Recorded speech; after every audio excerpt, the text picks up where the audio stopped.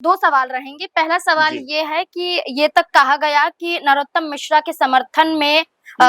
प्रहलाद पटेल, नरेंद्र सिंह तोमर और कैलाश विजयवर्गीय भी देखे गए। ये वही जी। कैलाश विजयवर्गीय हैं जिन्होंने ये कहा था उपचुनाव को लेकर कि उम्मीदवार तय नहीं है, भाजपा तय है।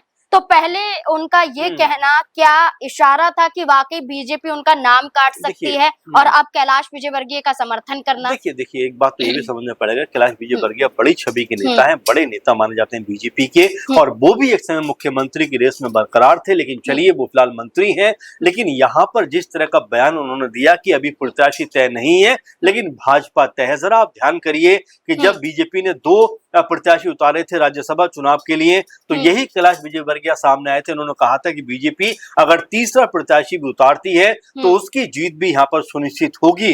तो कुल मिला-जुला कर ये कहा जा सकता है कि कैलाश विजयवर्गीय जो भी बयान देते हैं, बड़ा सोच समझ कर देते हैं और अंदर खाने तक उनकी पकड़ है, पहुँच है और हुँ, उसी को देखते हुए वो यहाँ पर बयानबाज़ी करते हैं और जो बात उन्होंने कही, वो हुँ, अब यहाँ पर भी सही साबित होती हुई दिखाई पड़ी कि भाजपा तो तय है, हालाँकि तो हुँ, चुनाव के बाद तय होगा, जी, लेकिन जो उन्होंने हुँ, स्टेटमेंट दिया था उसके आधार पर अगर बात रखें, तो उन्होंने कहा था कि प्रत्याशी तय नहीं है, हुँ, तो यहाँ पर ये बात तय हो गई कि नरोत्तम मिश्रा जो लगातार अपने लिए हवा हुँ, दतिया सीट के ऊपर बनाते हुए दिखाई पड़ रहे थे, उनको जिस तरह दरकिनार किया गया है, तो हुँ, क्या कैलाश विजयवर्गीय को ये बात पहले से पता थी? क्या उनको इस बात का एहसास था हुँ, कि यहाँ जी, जो नरोत्तम मिश्रा हैं उनको टिकट नहीं मिलेगा? तो इस तरह की तमाम तरह की बयानबाज़ी हो रही थी और जो कैलाश विजयवर्गीय ने कहा, वो लगभग यहाँ पर पूरा होता हुआ दिखाई पड़ा। जी, तो जो बात आप कह रहे हैं कि वो सहमत थे, लेकिन सहमत होते हुए भी जो बयान उनका था, तो हुँ, क्या उनको इस बात का एहसास था कि नरोत्तम मिश्रा का टिकट कट सकता है, हुँ, उनको टिकट नहीं मिलेगा?